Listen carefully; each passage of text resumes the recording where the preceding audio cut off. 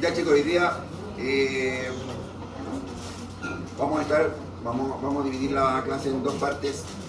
Primera parte vamos a ver un poco de lo que nos queda pendiente y en la segunda parte vamos a hacer unas actividades. Y ya con eso estaríamos listos para la prueba que ya viene en 2 semanas más. La próxima semana no tenemos nada y la semana subsiguiente sería la prueba. ¿Ya? No. No. Los ayudantes se van a empezar a comunicar con ustedes para ir haciendo las ayudantías. Todas las semanas va a haber ayudantía para que se pongan en contacto con ellos. ¿Ya? Para que vean eso. Ya, partamos entonces. Lo que nos queda, ya vimos farmacocinética, farmacodinamia y nos quedan las últimas cosas de generalidades de farmacología antes de ya entrar de lleno en un par de semanas más, ahora con fármacos propiamente tal. ¿Ya? Partamos viendo algo que aplica a los fármacos en general, que son las reacciones adversas a medicamentos. Creo que lo habíamos dicho en algún momento que es difícil que un fármaco haga solo un efecto, ¿cierto? Porque los receptores no están ahí para el fármaco, sino que están ahí para otra cosa, ¿cierto? Para una sustancia endógena, para algo que nosotros producimos. Y el cuerpo además se basa en un principio que es el principio de economía, o sea que con poquito podemos hacer mucho. Y eso ¿cómo lo logramos? Haciendo sistemas redundantes y sistemas donde un solo receptor, por ejemplo, sirve para varias cosas. Y así no necesitamos muchos receptores y por lo tanto mucha energía para hacer un proceso. El problema de eso es que cuando intentamos tapar un agujero, se abren dos más. ¿Ya? Entonces ahí aparecen las reacciones adversas. Que para términos prácticos, digo para términos prácticos porque en la realidad son cosas levemente diferentes, una reacción adversa va a ser lo mismo que un efecto secundario. ¿Ya? En términos prácticos. ¿Ya? ¿Cuál es la definición? Es una respuesta nociva y no intencionada a un fármaco administrado en dosis normalmente usadas en el ser humano para profilaxis, diagnóstico o terapia. O sea, tiene que aparecer con dosis normales, con las dosis habituales. Las vamos a dividir en dos tipos de reacciones adversas. Reacciones adversas de tipo A y reacciones adversas de tipo B. Cada una con sus propias características. Voy a partir por la más simple, que es la de tipo B. La de tipo B es lo que conocemos como alergias. ¿Ya? Y las alergias tienen algunas características. Una es que no depende de la dosis. ¿Ya? Entonces, cuando alguien es alérgico a algo, no importa la dosis de ese algo. Puede ser poquito, puede ser alto, pero la reacción se produce igual. Y de hecho se puede producir reacción completa. La reacción es independiente de la dosis. Incluso puede ser hasta con trazas. Si alguien es alérgico a algo, con trazas de ese algo puede producirse ese algo. ¿Qué es lo que les interesaría saber a ustedes si un paciente, ustedes le dicen que le preguntan, ¿es alérgico a un fármaco? Y el paciente les dice que sí. ¿Qué pregunta vendría después? ¿Ah? Ya, ¿cuál fármaco? Ya, bien. Más después. Muy bien. ¿Quién dijo eso? Nadie. Todo el mismo tiempo. ¿Qué tipo de reacción? Y las vamos a separar en dos, anafiláctica y no anafiláctica.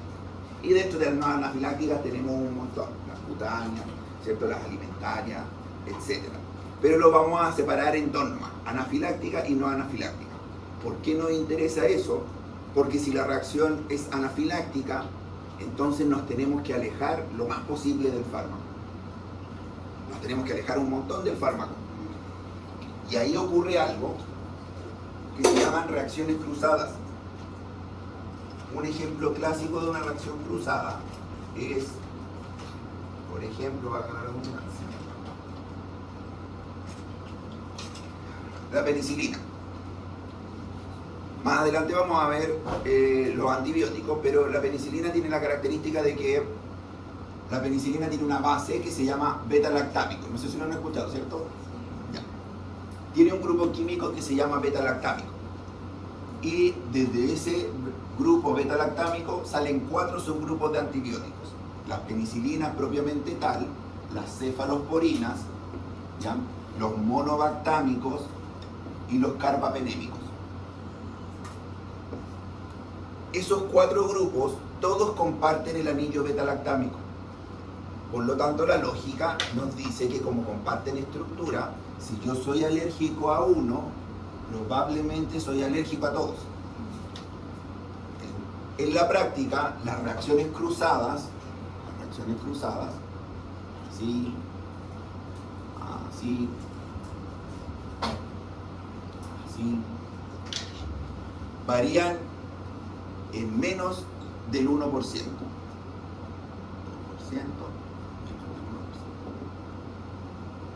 Excepto este, que es el único que no tiene reacción cruzada con el resto. ¿Es importante eso?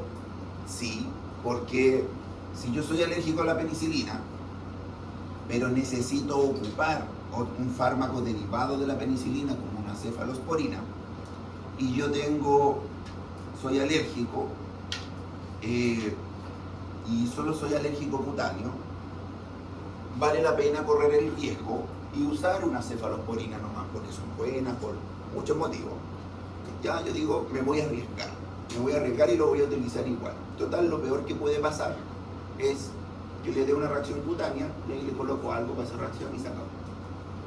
Pero si alguien tiene anafilaxia, ahí ese 1% corre riesgo. Ese 1% se transforma en algo importante, porque de 100 pacientes que uno me haga una anafilaxia tiene riesgo de muerte. Pero si era solamente una reacción cutánea, ese 1%, si tengo la mala suerte que me toca a mí, es solo una reacción cutánea. Entonces, que alguien tenga una RAM tipo B, tipo anafiláctica, hace que yo me tenga que alejar de todos los fármacos y todo lo parecido a ese fármaco. ¿Ya? Como este caso, por ejemplo, que me tengo que alejar de todos ellos. Y si no tiene un anafiláctico, ahí me puedo mantener un poquito más cerca. ¿Ya? Tengo que eliminar, si es no anafiláctico, tengo que eliminar el fármaco propiamente tal, pero puedo utilizar cosas cerca. Si es anafiláctico, elimino el fármaco y todo lo que esté cerca a ese fármaco. ¿Me captan? Sí. A Dios gracias, los RAM tipo B son muy poco frecuentes. ¿Ya? Tienen muy poca frecuencia. Uno de los problemas es que no tenemos cómo saber quiénes la tienen, a no ser que les pase algo, contra ese algo. Y además, para tener una alergia, el cuerpo tiene que conocer a lo que le tengo alergia. No podemos crear anticuerpos contra algo que no conocemos. Y si es primera vez que me colocan alguno de estos fármacos, probablemente no voy a hacer alergia. Porque no puedo tener anticuerpos contra la penicilina si nunca me han colocado penicilina. Tengo que haber tenido un primer contacto, hago los anticuerpos y al segundo contacto aparece el problema. Algo similar a lo que aparece con la incompatibilidad RH. No sé si la han estudiado en algún momento. Las madres que son RH negativo con hijos de RH positivo. Los problemas aparecen a partir del segundo hijo. ¿Ya? Entonces los RAM tipo B son respuestas inmunes, son independientes de la dosis, son poco frecuentes, pueden ser mortales. El tratamiento es suspender el fármaco, ¿cierto? Y todo lo que esté cerca del fármaco, y hay que hacer una pregunta que es ¿qué tipo de alergia tuvo? ¿Anafiláctico o no anafiláctico? ¿Y cuándo lo vamos a clasificar como anafilaxia? ¿Qué nos puede decir el paciente?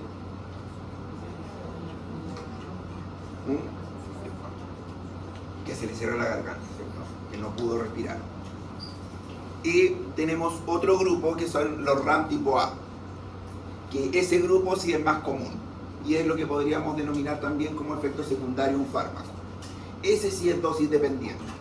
Si yo subo la dosis del fármaco, más RAM tipo A voy a tener. Es predecible. Yo ya sé que el fármaco trae ese RAM. Por ejemplo, la clorfenamina, ¿cierto? Yo ya sé que cuando a alguien le doy clorfenamina, le va a dar sueño.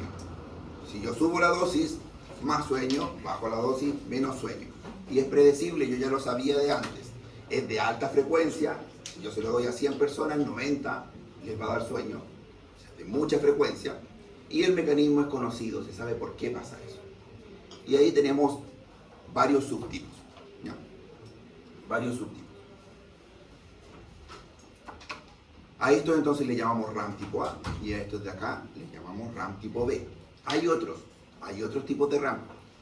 Hay RAM tipo C, por ejemplo, hay RAM que pueden aparecer por el uso crónico de un fármaco, hay RAM que pueden aparecer porque el fármaco interacciona con un virus, por ejemplo el VIH, pero esos son casos súper específicos. Vamos a quedarnos con estos dos subtipos. Aquí hay algunos mecanismos y ejemplos de los RAM tipo A. Por ejemplo, por extensión del efecto. La hipoglicemia, por ejemplo, cuando utilizamos insulina, también lo podemos catalogar como RAM. Sabemos que si a un paciente le colocamos insulina y ese paciente no come en cierta cantidad de horas, su azúcar va a bajar. Así que eso es por un efecto normal del fármaco, que interacciona con una conducta del paciente. Un efecto en el órgano diana, por ejemplo, la hemorragia que puede ocurrir con algunos anticoagulantes cuando se nos pasa la mano, ¿cierto? Mucho anticoagulante, el paciente tiene riesgo de empezar a sangrar, así que tenemos que mantenernos, ¿cierto?, dentro de cierto rango. Efecto en órgano no diana, a veces los fármacos, nosotros queremos que vayan a un lado, pero también hacen efecto en otro lado, y ahí está el ejemplo de la clorfenamina. Nosotros queremos que sea un antialérgico, pero atraviesa también la barrera hematoencefálica, llega al sistema nervioso central, y ahí es donde produce el sueño. Y fármacos que generan tolerancia y dependencia. Que creo que eso lo habíamos hablado, de que cuando colocamos un fármaco y los receptores se regulan a la baja y por lo tanto dejan de responder con el tiempo, y eso hace que necesitemos dosis cada vez mayores del fármaco para tener el mismo efecto que teníamos antes. Eso ocurre sobre todo con los fármacos que llegan al sistema nervioso central. Los fármacos que llegan al sistema nervioso central, casi todos, me atrevería a decir, que generan tolerancia y dependencia, ¿no? Excepto los antidepresivos, que ya lo vamos a hablar en algún minuto. Y los RAM tipo B, que ya lo habíamos nombrado, tenemos RAM que son impredecibles, no dosis dependientes. El mecanismo más común es alérgico, ¿ya?, por inmunoglobulina E.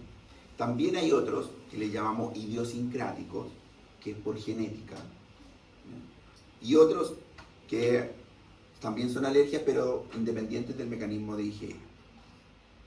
En general, alergias.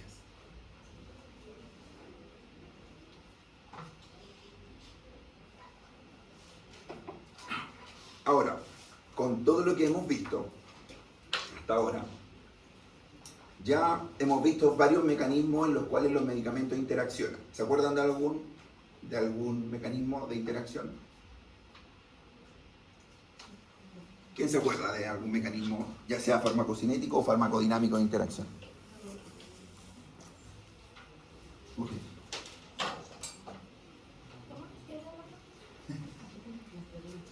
Bien, ¿cierto? Dos fármacos que tienen alta unión a proteínas pueden interaccionar porque compiten por la misma proteína. ¿Qué otro mecanismo hay de interacción?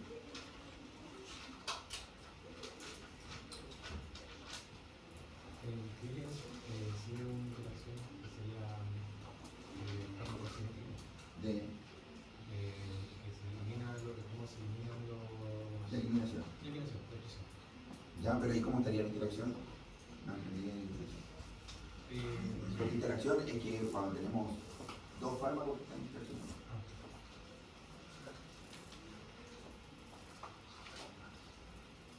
Y otro, la compañera ya dijo uno, de proteínas.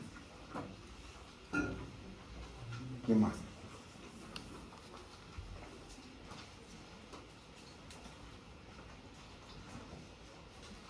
Metabolismo, hay fármacos que son inductores y fármacos que son inhibidores, ¿cierto? Y cuando interaccionan con otro que ocupa el mismo citocromo, nuevamente una interacción. Esa sería una interacción de tipo farmacocinética metabólica. ¿Qué otro tipo de interacción?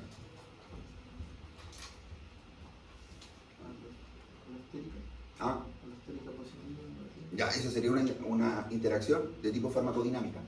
Cuando un fármaco, ¿cierto?, ocupan ambos el mismo receptor y compiten por el receptor. Y ahí hacen una interacción competitiva, ¿cierto? Compiten por el mismo receptor. Y ahí hay diferentes subtipos. Reversible, irreversible. ¿Cuál otra se le ocurre?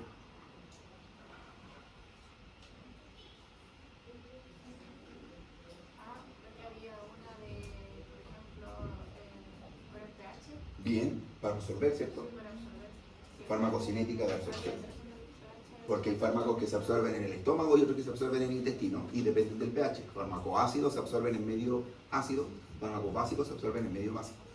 Así que si interaccionamos con otro fármaco, hay problema. Muy bien. ¿Se acuerdan de casi nada? ¿Ya? Vamos con, entonces, esos son los que hemos visto. ¿Ya? Algunos de los que hemos visto. ¿Cuáles son? Así que me voy a centrar en las interacciones que todavía no hemos visto. ¿Ya? Las que ya hemos visto fueron las que acabamos de nombrar y todas las interacciones pueden tener básicamente dos efectos. Interacciones positivas e interacciones negativas. Pueden hacer que el fármaco no funcione o que funcione más. Pero si funciona más, tenemos riesgo de toxicidad. ¿Ya? Todos los que nombramos, todos los tipos de interacción, si dos fármacos compiten por la misma proteína, corremos el riesgo de que no funcione o de que funcione más. Normalmente si ambas compiten por la misma, tenemos el riesgo de que una de ellas, la que más se una, desplace al otro y la que es desplazada haga toxicidad. Entonces por eso aquí dice, ¿cierto?, que podemos tener o falla terapéutica o toxicidad. ¿Ya? Así que las dos cosas que pueden pasar es que el fármaco o no funcione o que se vuelva tóxico. ¿Ya? Esas son las dos. Pero hay otras cosas que todavía no hemos nombrado. Por ejemplo, algo que se llama sinergismo. Dos fármacos pueden interaccionar y no necesariamente fallar ni intoxicar, sino que pueden unir sus fuerzas y lograr algo mejor que la suma de ambos. ¿Se les ocurre algún...? Así, aunque todavía no lo hayamos visto, ¿se les ocurre cómo podría ser ese sistema? ¿Cómo, qué se le ocurre? ¿Cómo un fármaco podría unirse a otro y potenciarse? Porque ya vimos que la mayoría cuando interaccionaba, o no funcionaba o nos intoxicamos. ¿Pero por la misma vía o por vías diferentes? No. Da lo mismo. Yo sé, los ARNI se dan juntos, pues se da sacubitrilo con los sartán. Los que, ya, pero esos no son naines. Ya. No. ARNI, así se... Ah, ya. Sí. El sacubitril valsartán. Sí. Ya. Sí. Muy bien. El entresto, el sacubitril valsartán. ¿Ya? Se llama inhibidor de la neprilicina. ¿Cuál otro? ¿Ah? El viadil compuesto. ¿Ya? Muy bien, también hacen sinergismo. ¿Y por qué se le ocurre que algo pueda hacer sinergismo? ¿Cómo será el mecanismo? El clopid con la aspirina igual están juntos. Al principio. Al principio. ¿Y cómo actúa? ¿Sabe cómo actúa el clopidogrel? ¿Ya? Pero así el mecanismo No. ¿Y la aspirina? Tampoco. Ya, bueno, para no presionarlos más. Yo veo que están saturados. Para que dos fármacos puedan hacer sinergismo, tienen que tener mecanismos de acción diferentes. No pueden tener el mismo mecanismo de acción, porque si no, ahí entra a competir.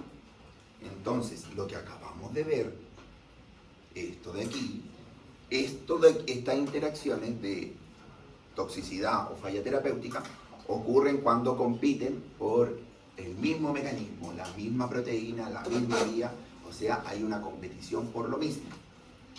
Pero ¿cuándo ocurre el sinergismo? Cuando tienen el mismo efecto, pero diferente acción. ¿A qué me refiero? El ejemplo que dio el compañero. El clopidogrel y la aspirina, ambos apuntan donde mismo, a ser antiagregantes plaquetarios. Pero ambos lo hacen por dos vías diferentes. Así que no compiten, se suman. Entonces aquí tenemos la plaqueta y la aspirina inhibe el COX-1 y el clopidogrel bloquea el ADP. Entonces, por un mecanismo diferente, se suman y ahora son más antiagregantes que antes. ¿Ahí entraría en la amoxicilina con el ácido hialurónico? No, ese es un mecanismo diferente. ¿Ya? Es algo diferente que lo vamos a ver. El ácido clavulánico ni siquiera es un antibiótico. Le llamamos inhibidor de beta-lactamasa. Pero tiene que estar con el mismo partido o puede ser partidos diferentes. Por ejemplo, girona con paracetamol o tramador con paracetamol. No pueden estar en pastillas diferentes. Muy bien. Los AINES, para los fármacos para el dolor, también hacen sinergismo, siempre y cuando tengan mecanismo diferente. Por eso, podemos mezclar, ¿cierto? Hay un grupo que le llamamos AINES, hay un grupo que le vamos a decir por ahora no AINES, que es el acetaminofén, un grupo opioide y un grupo que le vamos a llamar estabilizador de membrana. Podemos mezclar uno de cada uno y controlar el dolor, siempre y cuando no mezclemos del mismo grupo.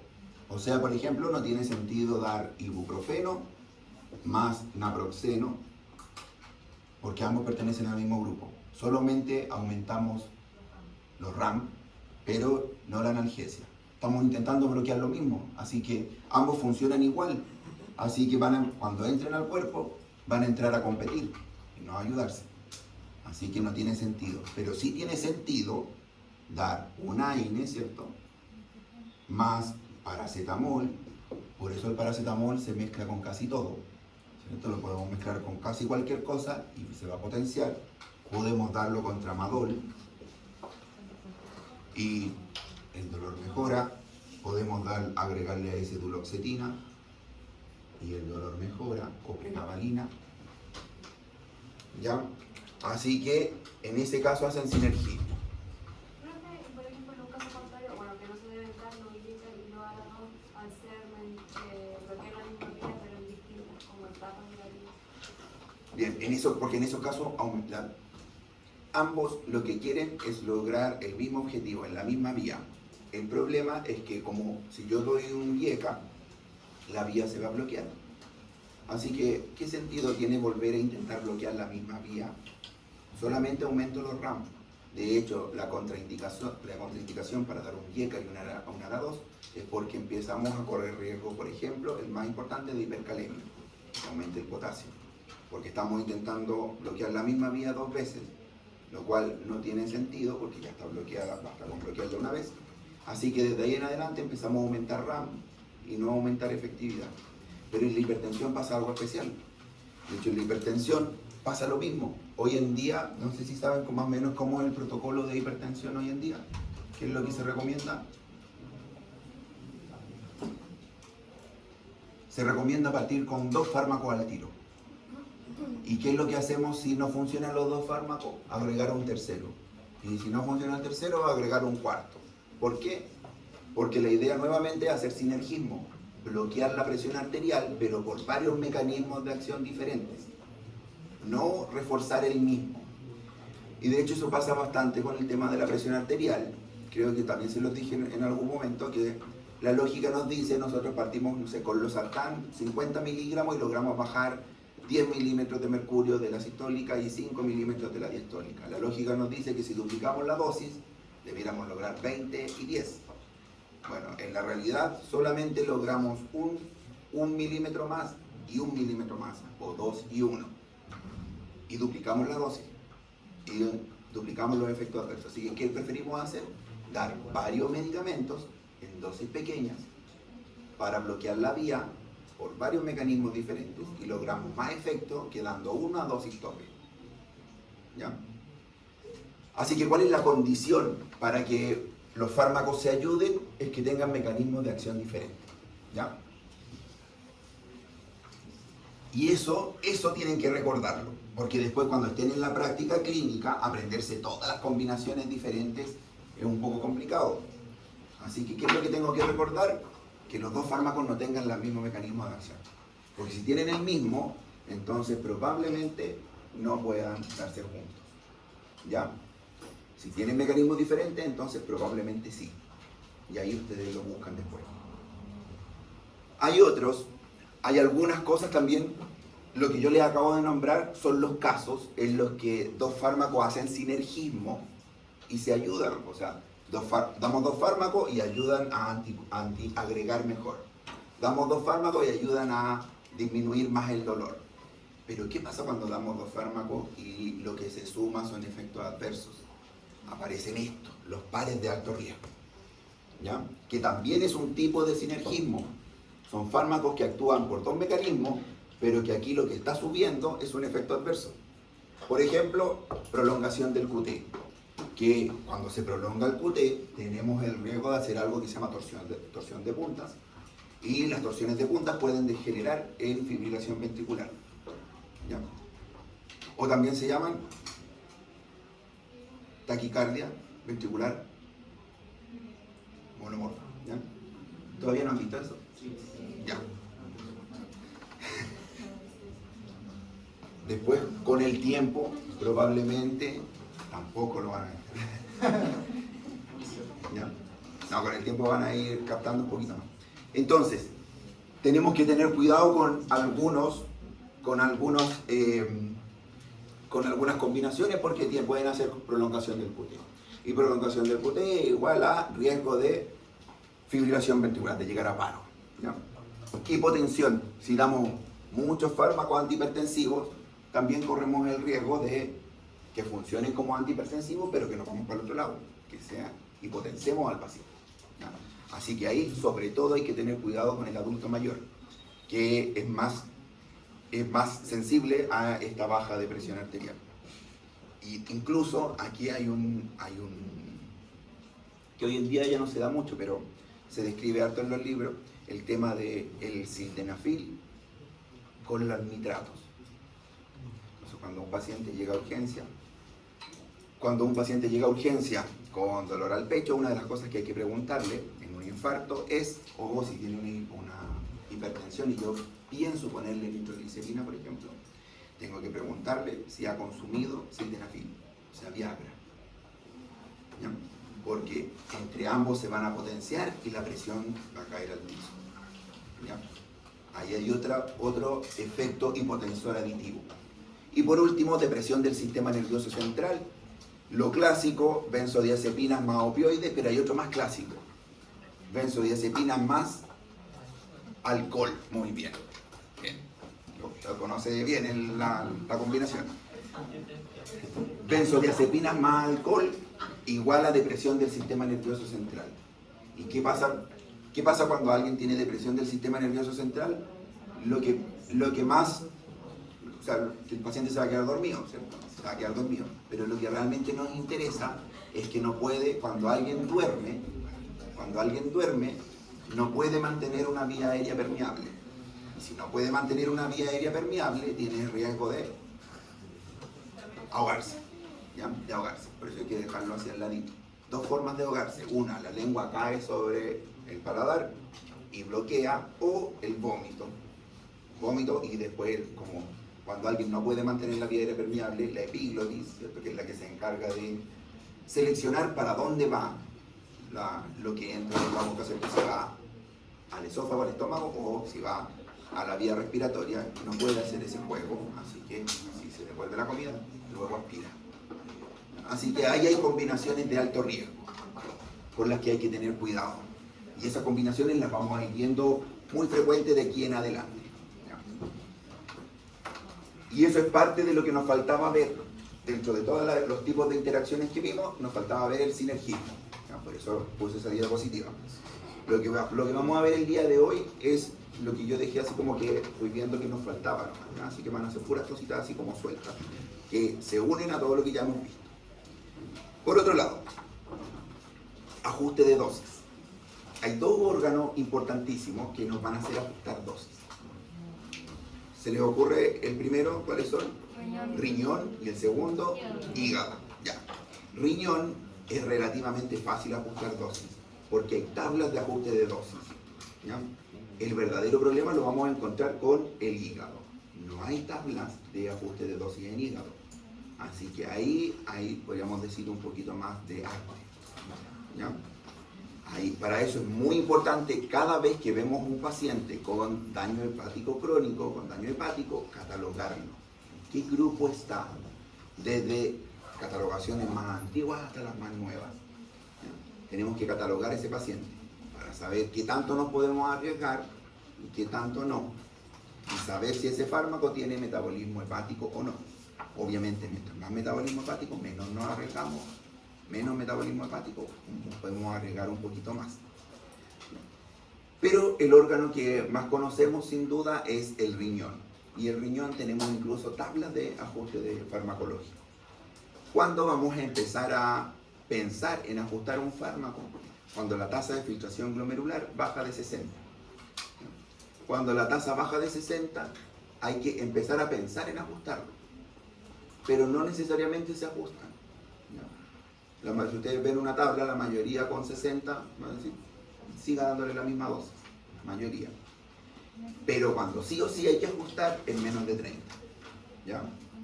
El 60 podemos decir que queda en una línea intermedia. La mayoría de los fármacos no se ajustan, pero vale la pena revisar. Pero menos de 30, ahí sí se ajusta. Prácticamente todos se ajustan con menos de 30. Que menos de 30 ya estaríamos catalogando como una enfermedad renal crónica etapa 4. Entonces de etapa 4 hacia arriba. Así que por eso dice, si se elimina por en menos de 30 y el fármaco elimina más del 30% de su capacidad, entonces requiere ajuste. Hay varias fórmulas que se ocupan en farmacología, lamentablemente, en la mayoría de los libros, si ustedes lo ven, nombran a las fórmulas antiguas, al Crocroft-Gold. Ese ahora no lo utilizamos prácticamente nada, pero en los libros de farmacología, ese es el que se utiliza para ajustar. Hoy en día, el que dicen las guías que tenemos que usar para calcular la tasa de filtración glomerular es el CKD-EPI, que son fórmulas para estimar la tasa de filtración glomerular. No los quiero yo meter ahí todavía porque me imagino que todavía no llegan a eso. Ya. Son fórmulas para saber cuánto filtra el riñón, a partir de la edad del paciente, del sexo del paciente y de la creatinina. Con esos 3 datos yo me meto una fórmula y me va a dar cuánta es la estimación de tasa de filtración glomerular del paciente. Porque hoy en día ya no lo medimos, lo estimamos. Y hay fórmulas que parten desde Crocroft-Gold, que es la más antigua, MDRD, y MDRD hay MDRD4, MDRD4 ajustada, y la que tenemos que utilizar hoy en día, que es CKD. Son puras fórmulas diferentes. ¿Cuáles son algunos de los fármacos críticos que tenemos que ajustar cuando tenemos un paciente con tasa de filtración glomerular disminuida o con enfermedad renal crónica? Ahí hay algunos, miren, ¿ya? Metformina. Metformina es súper común, pero de hecho a partir de etapa 3B en adelante, 3B entre 30 y 45 de tasa de filtración glomerular, ya tendríamos que estar suspendiendo. Porque hay un riesgo utilizando metformina, que es el riesgo de acidosis láctica, que es casi 100% letal. Así que si a alguien le da acidosis láctica con la metformina, las posibilidades de sobrevivir son pocas. Así que hay que suspenderlo de ahí para adelante. Los AINES también hay que suspenderlo cuando la tasa de filtración baja, cae, porque lo vamos a ver más adelante.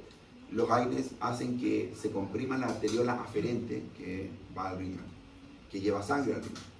Por lo tanto, hacemos que una enfermedad renal empeore con los AINES. Nitrofurantoína, metoclopramida, etc. Hay otros que tenemos que reducir la dosis y hay otros que definitivamente no necesitan reducir dosis. Para términos prácticos, todo paciente con creatinina mayor a 1.5 hay que reducirle dosis o ajustar. A pesar de que lo que realmente tenemos que mirar es la tasa de filtración glomerular y no la CREA. Porque la CREA puede engañarnos, porque depende de la masa muscular del paciente con quien estamos enfrente. Y hay pacientes que tienen menos masa muscular, como por ejemplo tercera edad. Por ejemplo, los pacientes amputados, los pacientes desnutridos, o pacientes que tienen más masa muscular. Así que hay que tener cuidado cuando tomamos eso. Pero como norma general, más de 1.5 no tenemos que ajustar. Incluso ustedes se van a dar cuenta que a los pacientes que uno les quiere hacer, uno los quiere hacer un TAC con contraste, se les pide una CREA. Y ese más o menos es el corte, 1.5. Si la CREA tiene más de 1.5, se prefiere no ponerle el contraste, porque el contraste sale por el riñón. Y habría teóricamente riesgo de nefropatía por contraste.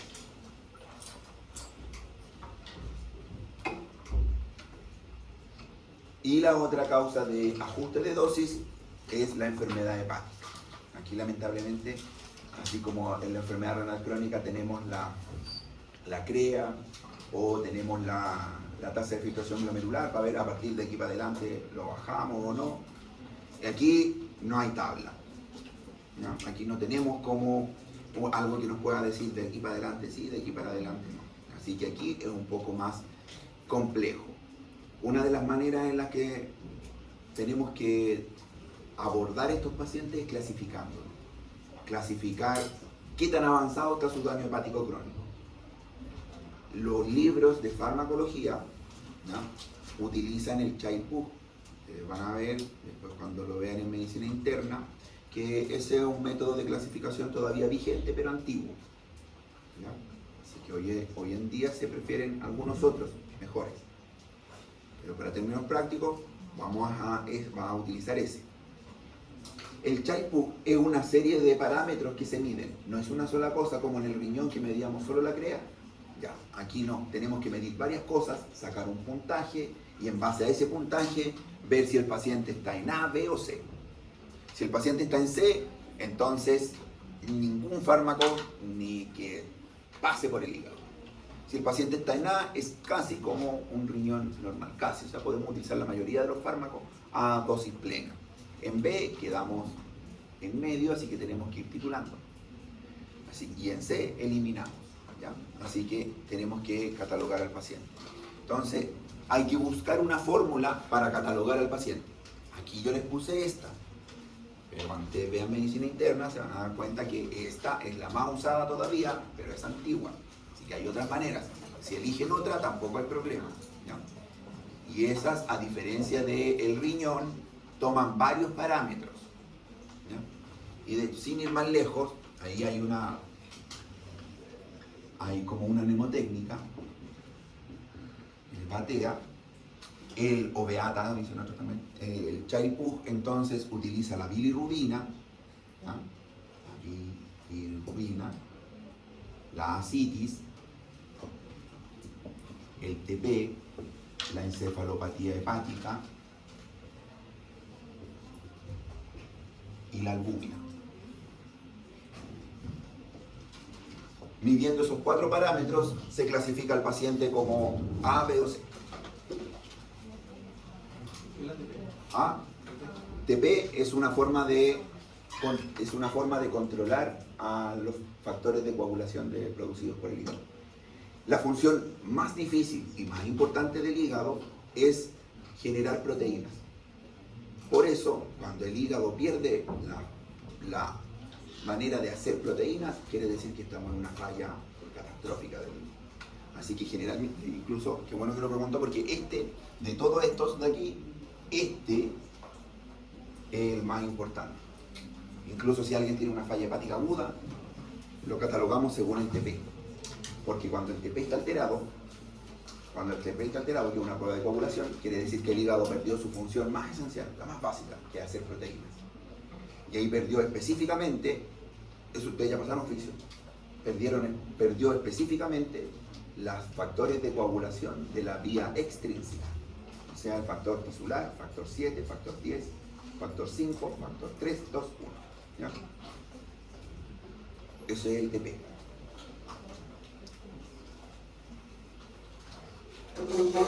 ¿Vamos bien hasta ahí? Ya. Ahí hay algunos fármacos con los que tenemos que tener cuidado en el hígado, ¿ya? El más conocido por todos ustedes, o por todos, ¿cierto?, es paracetamol. Hay diferentes tablas que nos dicen cuál es el límite del paracetamol. Generalmente, para términos generales, nos intoxicamos con 200 miligramos por kilo o con 13 gramos. En algunos lados dice 10, en otros lados dice 12 gramos al día, o 13 gramos al día, o con 200 miligramos por kilo. Pero en un paciente que tiene problemas hepáticos no deberíamos superar los 2 gramos al día.